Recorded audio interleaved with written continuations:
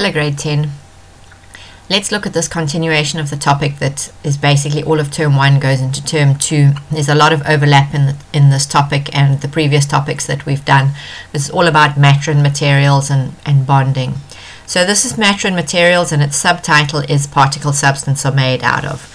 Now, the biggest issue in this topic is learning the precision of the science words. You can't tell me an atom and a compound are the same thing. You can't tell me a compound and a molecule are the same thing.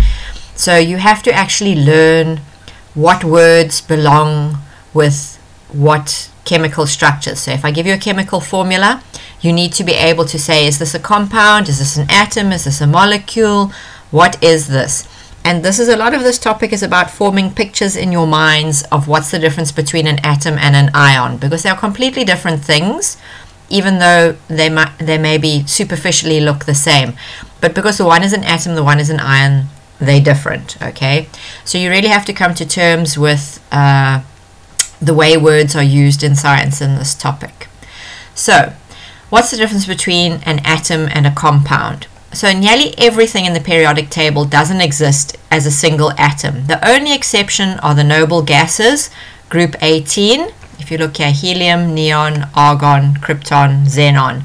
All of these, remember these fellows, they all have filled outer shells. They're extremely stable. They don't want to bond with anybody. So if I say to you, helium, I can just write He for helium, because helium is perfectly content all on its own with its 2 electrons and its filled S shell. So it's completely on its own. It's the only element that exists as single atoms. So only the noble gases have unattached atoms. Everything else in the periodic table tries to achieve stability through bonding, okay? And when they bond, you can form molecules or ions. Now we use molecules normally with covalent compounds and ions with ionic compounds. There's a surprise, ions, ionic. Okay, so a molecule consists of 2 or more atoms that are bound together by strong attractive forces. These strong attractive forces all come back down to opposite charges attract, and you've got a positive proton core and a negative electron shell, and the positive core is attracted to the negative electrons, and then everybody wants to share electrons. So 2 or more atoms that are bound by strong attractive forces. So you know we talk about the diatomic molecules, have no fear of ice cold beer. So here's have no fear, have no, and of.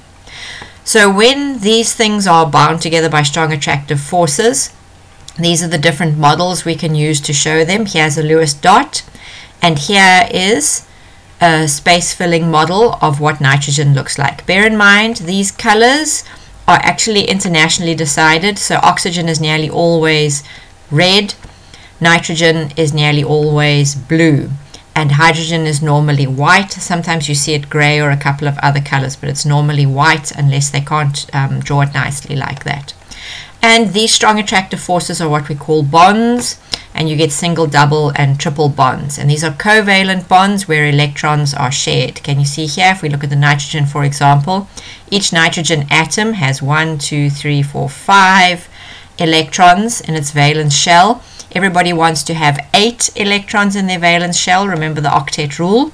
So what happens is one nitrogen atom meets another nitrogen atom, and at the end of the day they share 3 electrons. 3 electrons from this are shared with 3 electrons from that, and in that way the nitrogen fools itself that it's got a full outer shell when it shares the electrons in the double bond. Hydrogen only shares 1 because it's only got 1 to share. Oxygen shares 2 pairs of electrons, nitrogen 3 pairs of electrons, and that's what forms the bonds. So then now, what is a chemical compound? A chemical compound is a group of 2 or more different atoms that are attracted to each other by relatively strong forces or bonds and combine in a fixed ratio. This fixed ratio is extremely important because this is how we name chemicals and we know what chemicals are.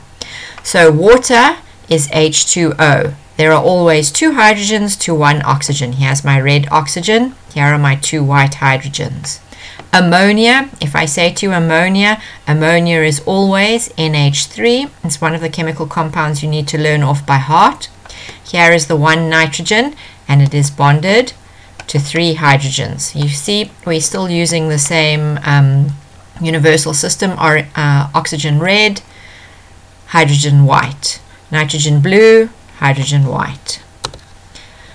So when we look at bonds, we divide them into different kinds of bonds. Covalent bonds, electrons are shared and they occur between non-metals.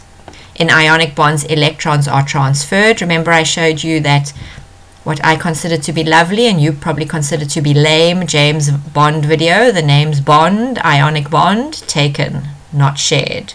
Okay, so in ionic bonds, electrons are transferred between a metal atom and a non-metal atom.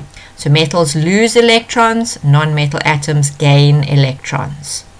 And then there's also a metallic bond. We have a positive atomic core. So remember, in the atom, in the core of the atom are protons. Protons are positive. Here is the positive atomic core surrounded by delocalized electrons, and these exist between metal atoms. Always remember, the protons are big and large and they do absolutely nothing and they just sit there, and the electrons are small and whizzy and can go everywhere, so they can become delocalized. They're not stuck in one place. And so there's still attraction between the negative electrons and the positive proton cores, and that's what sticks all the metal atoms together in the metallic bonds. Okay, so this is the definition of a chemical bond. It is a mutual attraction between two atoms resulting from the simultaneous attraction between their nuclei and the outer electrons. So this is what you have to learn, because I do believe this is what's in the exam guidelines. So it's the mutual attraction. Mutual means both people share it. The mutual attraction between two atoms resulting from the simultaneous, at the same time, attraction between their nuclei, positive, and the outer electrons, negative. So opposite charges attract. Okay, so why do bonds form? Bonds actually always form, and we go into this in more detail in the coming years. The energy of the combined atoms is lower than that of the individual atoms, resulting in higher stability. So just like you like to lie in bed and be very stable and do nothing and be at a low energy state all day, all atoms like to be at a low energy state all day. And so to get to a low energy state, then sometimes they bond with other atoms so that they are low energy together instead of being all hyperactive by themselves.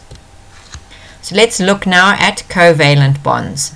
The smallest particle you can form is called a molecule. So this here is a representation of an ammonia molecule, CnH3, okay? And this is the smallest particle that you can get of ammonia. And there are two types of covalent bonds, so this is where we start going into what this topic is more about. There's a covalent molecular structure and a covalent network structure. So this is a covalent molecular structure. There's one molecule made out of 4 atoms, and it is precisely NH3, okay? And here's its Lewis dot showing you how the electrons are shared. So there are covalent molecular structures. They have to be between non-metals. This is why you need to know on your periodic table what's a metal and what's not a metal. So examples are, for instance, oxygen. Here's an oxygen atom and another oxygen atom, double bond. This is O3, which is ozone. And here we've got 3 oxygen atoms. This is an unstable state. It doesn't exist a lot. And they are sharing an electron between those. All 3 atoms are sharing 1 electron. Here's my ordinary little diatomic hydrogen. Now here is sulfur. Sulfur is quite interesting. It forms a ring or a crown. There are 8, see it's S8, 8 sulfur atoms in this crown structure. It makes a lovely yellow color. Here's water, which we all know, H2O, hydrogen, hydrogen, oxygen, H2O. And then, for instance, we get larger molecules, which if you get into in organic chemistry, this is sugar. And if we look at the sugar formula, it's got 12 carbons, 22 hydrogens, and 11 oxygens. So you can see here, little black carbons in here, and there are these strange ring structures.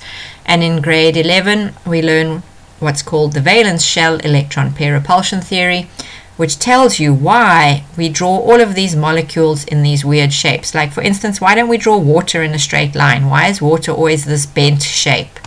And we learn about that in grade 11. But as you can see, if you take this 12 carbons, 22 hydrogens, and 11 oxygens, you get this interesting shape, which is sugar. So here is a very interesting form of carbon called the buckyball or the Buckminster fullerene. This was only discovered in the 90s. So it was a relatively new discovery. This is a very stable structure. Can you see it's very much shaped like a football out of hexagons and pentagons? Okay. And they found this structure and they do random medical things with it and other research things. It's called an allotrope. We already know carbon is the soot from the chimney. We know carbon is diamonds. And now here you have a buckyball. And those different forms of carbon are all allotropes. Oh, and we mustn't forget the other allotrope, graphite, in your pencil. Okay, so we need to compare the covalent molecular structures with the covalent network structures. Covalent network structures are when you get millions of non-metal atoms bonding covalently to each other. So you go look on your periodic table where it's a non-metal to the right of that ladder that I told you to draw in. Okay, they bond to each other covalently, but they actually keep repeating their units.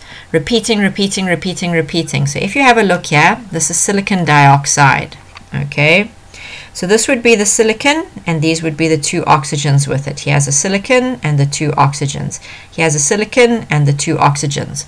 But what happens is that these structures become stable by forming certain shapes. This tetrahedral shape, I don't know if you can see this, but there's like if you take this as the central atom, there's one arm up here, one arm out there. This arm will be coming out the plane of the paper and that one will be going backwards. This tetrahedral shape is very, very stable in chemistry, and the silicon dioxide forms that shape. A diamond has also got the same shape, and that is why a diamond is so stable. So because of this repetitive crystal structure, we call this silicon dioxide SiO2.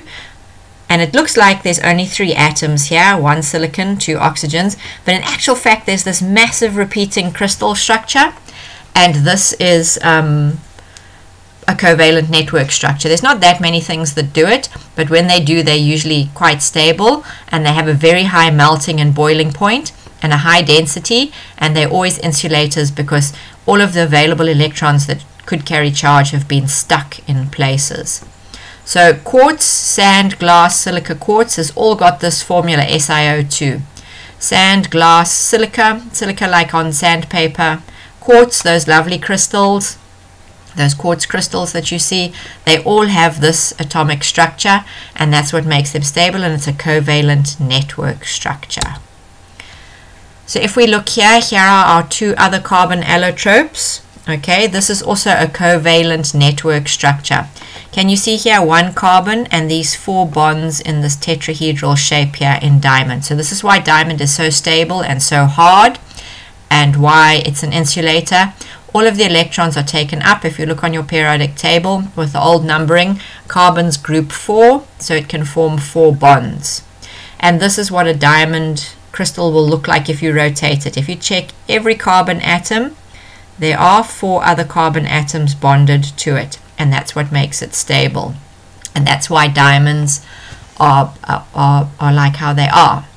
Whereas if you look in your pencil, it's also full of carbon. The lead in our pencil is actually carbon, but it is graphite. And if you look at every carbon atom here, it's only bonded to 3 other carbons, and they make these hexagon-like shapes, but it means that in this whole structure there are some loose electrons running around, because remember, carbon is in the old numbering 4, so it's got 4 valence electrons, so it wants to form 4 bonds, and in graphite it's only formed 3. So there's a little electron running around between all of these atoms, convincing them all they've got a full shell, but meanwhile the electron is running around, and that is why we can use graphite to conduct electricity. And what happens is, why does your pencil write? There are all these layers of carbon atoms, and when we write, we slide the layers off and leave the layers of black carbon on the table. So there's little slippery forces between these 2 layers, so when we write, we're just peeling off the layers like that. Okay, and then we will come to ionic bonds in the second video.